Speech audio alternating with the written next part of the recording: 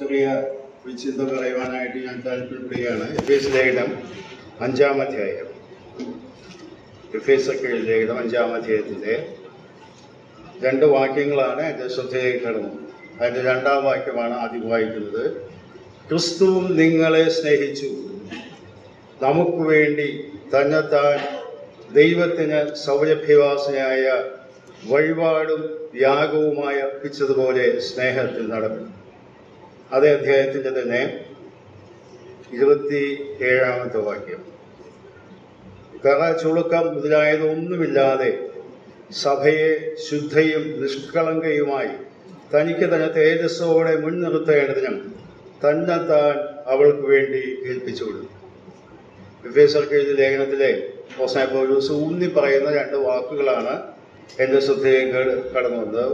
ഒന്നാമതായി വായിക്കുന്നത് നിങ്ങളെ സ്നേഹിച്ചു, ക്രിസ്തു നിങ്ങളെ സ്നേഹിച്ചു, എന്നിട്ട് തന്നെത്താൻ നമുക്ക് വേണ്ടി ഏൽപ്പിച്ചു കൊടുത്തു. അപ്പോൾ ഒന്നാമത് നാം വായിക്കുന്നത് ദൈവത്തിന് നമ്മോടുള്ള സ്നേഹത്തിൻ്റെ പ്രകടനമാണ് തന്നെത്താൻ ഏൽപ്പിച്ചു കൊടുത്തത് എന്നാണ്. എന്ന് പറഞ്ഞാൽ ഗത്സമനയിലെ നിലവിളി നമുക്കറിയാം. കഴിയുമെങ്കിൽ പാനപാത്രമെങ്കിൽ നിന്ന് മാറ്റണമേ.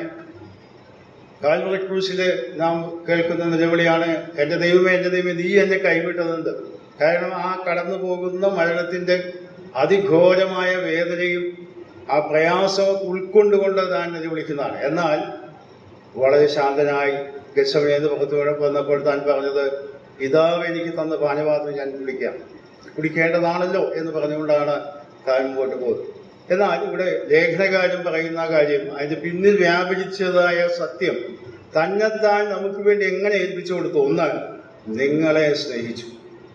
ഈ എഫേസ്യ ലേഖനത്തിൽ തന്നെ നാം വായിക്കുന്നുണ്ട് 2-ാം അധ്യായത്തിൽ, അതിക്രമങ്ങളാലും പാപങ്ങളാലും മരിച്ചവരായിരുന്നു നിങ്ങളെയും നമ്മെ ഓരോരുത്തരെയും ദൈവം സ്നേഹിച്ച് തന്നെത്താൻ നമുക്ക് വേണ്ടി യാഗമായി തീർന്നു.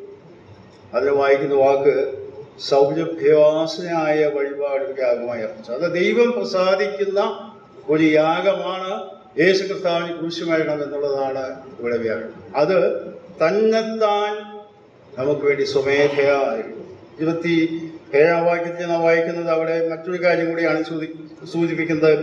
പാപത്തിൻ്റെതായ യാതൊരു മാലിന്യമില്ലാതെ, ഇവിടെ കറ ചുളുക്കം എന്നൊക്കെ പറയുന്നത് നമുക്ക് മനസ്സിലാകാവുന്ന സാധാരണ ഭാഷയാണ്. പ്രായമാകുമ്പോൾ ചുളുക്കങ്ങൾ വരും, അല്ലെങ്കിൽ ചില ശരീരത്തിന് ചില വ്യത്യാസങ്ങളൊക്കെ വന്നുകൊണ്ടിരിക്കും. എന്നാൽ ഇവിടെ സൂചിപ്പിക്കുന്നത് പാപത്തിൻ്റെ എല്ലാ മാലിന്യങ്ങളും മാറ്റിക്കൊണ്ട് ഇവിടെ പറയുന്നത് സഭയെ ശുദ്ധയും നിഷ്കളങ്കയും ഒരു കുറവുമില്ലാത്തവനായിട്ട് നമ്മെ കർത്താവിൻ്റെ മുമ്പിൽ അവതരിപ്പിക്കുവാനായിട്ട് അവിടെ വായിക്കുന്നത് തന്നെത്താൻ നമുക്ക് ഇവിടെ ഏൽപ്പിച്ചു കൊടുക്കും. പ്രിയമക്കളെ, രാവിലെ നമുക്ക് ദൈവത്തെ സ്തുതിക്കാം. നമുക്ക് വേണ്ടി തന്നെത്താൻ യാഗമായി തീർന്ന, നമ്മെ സ്നേഹിച്ച് നമ്മുടെ അവസ്ഥയൊക്കെ നാം ഒക്കെ ആയിരുന്നല്ലോ. അതുകൊണ്ട് വളരെ നന്ദി ഹൃദയത്തോടെ ദൈവത്തെ സ്തുതിക്കാം. ദൈവനാമത്തിൽ ഉണ്ടാകണം.